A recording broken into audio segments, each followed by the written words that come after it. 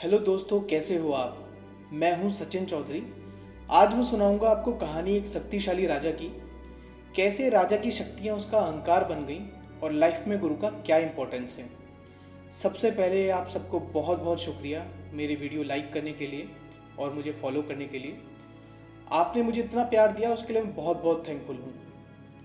मैंने आपको कहानियाँ सुनाई लेकिन अभी तक अपने बारे में आपको कुछ नहीं बताया, तो एक छोटा सा इंट्रोडक्शन देना चाहता हूँ मैं अपने बारे में।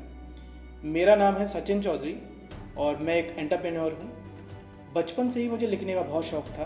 5th क्लास से ही मैंने पोएम वगैरह लिखना शुरू कर दिया था और जैसे जैसे बड़ा हुआ मैंने कहानियाँ लिखना शुरू कर दिया।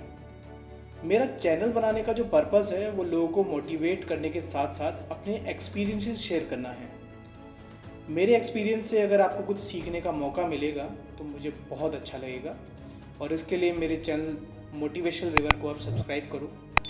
मेरे डेली कोट्स होते हैं जो मैं अपने अकाउंट इंस्टाग्राम पर डालता हूँ, वो भी मोटिवेशनल रिवर के नाम से ही है।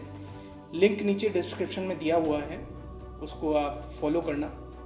आपकी सक्सेस ही मेरा टारगेट है। तो चलिए शुरू करते हैं कहानी। एक राजा था, वो बहुत शक्तिशाली और बहुत ही ज्ञानी था।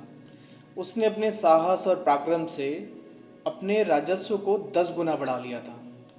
ऐसा करते करते कुछ समय के बाद राजा बहुत अहंकारी हो गया।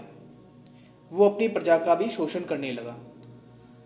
उसने अपने राज्य में कर बहुत ज़्यादा बढ़ा दिया और राजा तो देखो राजा ही होता है, उसको कोई क्या कह सकता है। एक दिन राजा अपने विलास कक्ष में नृत्य का आनंद ले रहा था। तभी किले के द्वार पर एक साधु आया। साधु बोला, मुझे राजा से मिलना है, द्वार खोलो। पर सिपाही ने द्वार खोलने से मना कर दिया। साधु ने सिपाही को बहुत बार समझाया लेकिन सिपाही नहीं माना, तो साधु को बहुत गुस्सा आ गया। साधु ने अपने कमंडल से राख निकालकर जैसे ही हवा में उड़ाई, देखते देखते चारों तरफ धुआं फैल गया और साधु गायब हो गया। सिपाही बहुत डर गया।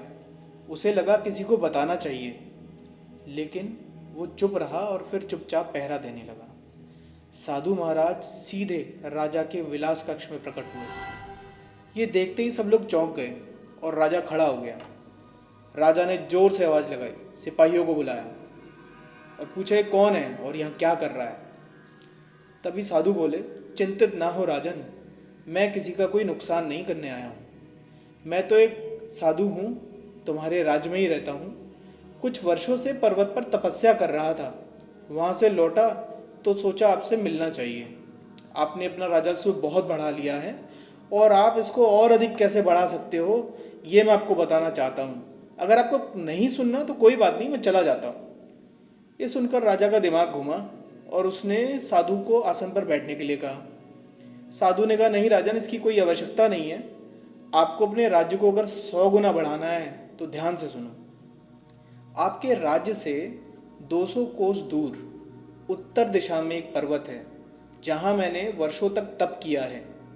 जिस काले पेड़ के नीचे बैठकर मैंने वर्षों तक तपस्या की है, उस पेड़ की जड़ों के पास एक हीरा गड़ा है। अगर उसको निकाल कर अपने मुकुट में लगाओगे तो तुम्हारा राज्य 100 गुना बढ़ जाएगा। राजा ने तुरंत अपने सेनापति को बुलाया और वहां जाने का आदेश देने लगे। तभी साधु महाराज बोले, नहीं राजन, वहां आपको ही जाना होगा, कोई और उसे नहीं ला सकता। राजा ने कहा, ठीक है सेनापति, तुम यहीं रुको, हम सेना लेकर जाते हैं। साधु महाराज बोले, नहीं राजन, वहाँ आपको अकेले ही जाना होगा। राजा ने कहा, ठीक है, हम कल सुबह ही निकलते हैं।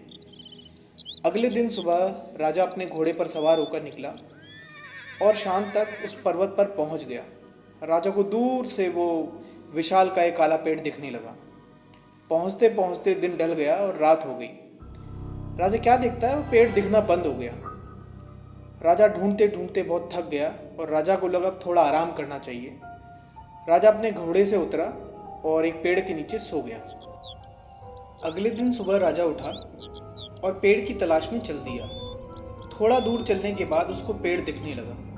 वो पेड़ के पास पहुंचा और उसने जड़ों को खोदना शुरू कर दिया। खोदते खोदते शाम हो गई और पेड़ फिर से गायब हो गया।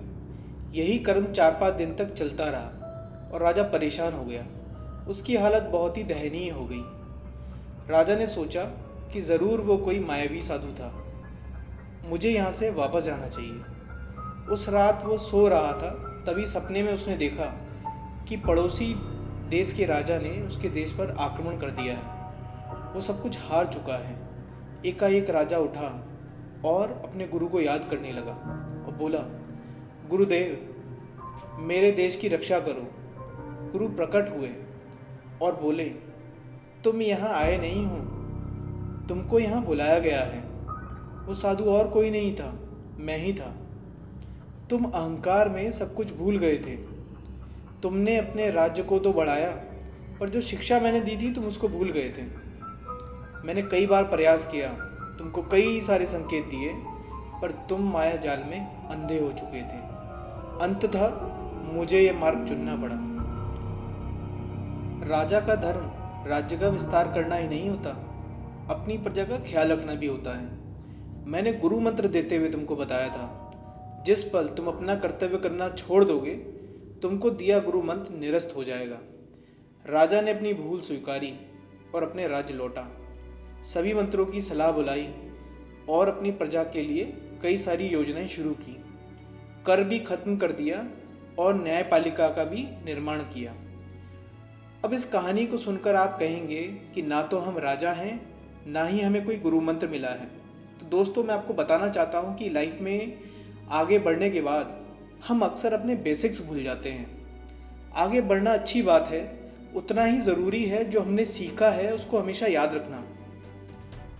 और भाई, गुरु का मतलब किसी बाबा से नहीं है।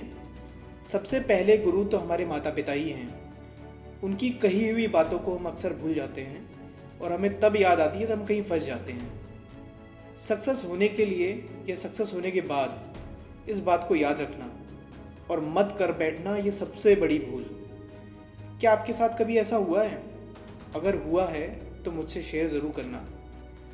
अगर आपने ये वीडियो पूरा सुना है तो उसको लाइक करना और मुझे बताना आप किस टॉपिक पर वीडियो सुनना चाहते हो। तो आज का ये वीडियो मैं यहीं ख़त्म करता हूँ।